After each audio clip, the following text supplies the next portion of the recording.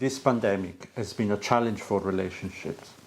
Having to deal with sharing the same space, working from home, dealing with children homeschooling, sorting out shopping, and the anxiety about getting COVID itself. Professor Christina Mitchell from the University of Glasgow studied the impact that COVID-19 lockdown has had on couples and which factors are associated with the deteriorating of relational well-being in the 4 months following the lockdown. Her study reports that across different aspects of relationship quality, most people reported no change, and where change occurred, there was actually a net gain for relationship quality. An important factor seems to have been the state of relationships before the lockdown.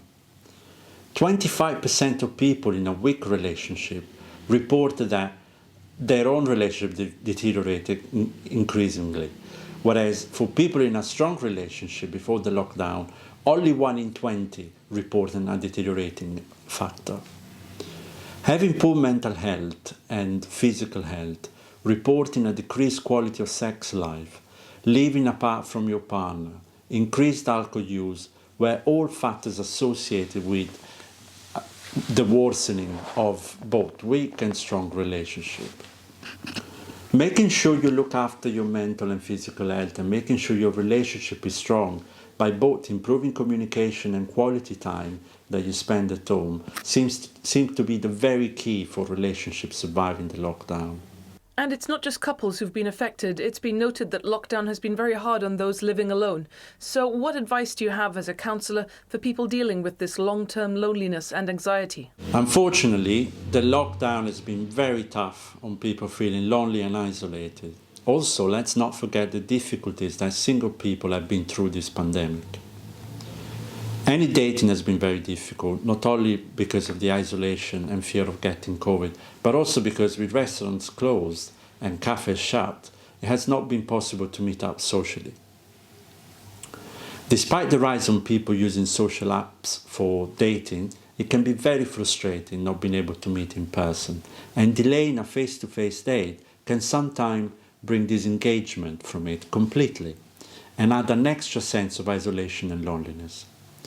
Luckily for now, here in Gibraltar, some of the restrictions have been lifted and it is possible to have a walk together in a socially distant way. Trying to stay physically and mentally fit is absolutely important to fight loneliness and isolation. Being in touch with friends and loved ones, even if they are away, is also very beneficial using social medias and video calls, which we now, everyone is using quite well. Valentine's Day is stereotypically a day to book a table for 2 at a fancy restaurant, but that's obviously not possible right now. So how can people try to make this a special occasion when every evening is spent at home just like the one before? For those of you that feel celebrating Valentine's Day this Sunday and feel running out of ideas due to the pandemic and current restriction, there are still plenty of ways that you can celebrate and bring in your homes that romantic feeling of connection. In the morning, you can ask your partner to stay in bed and prepare a special Valentine's Day breakfast in bed. Flowers are still a nice gesture, and perhaps you can add to them a nice love letter, this time perhaps saying what you've appreciated the most about being in a lockdown together. You can also prepare a treasure hunt around your flat or home for your partner to find secret messages that might lead to a surprise hidden somewhere else in your home. If you use the right technology, you can also create a nice collage of video of your holidays or about your relationship for a walk down memory lane.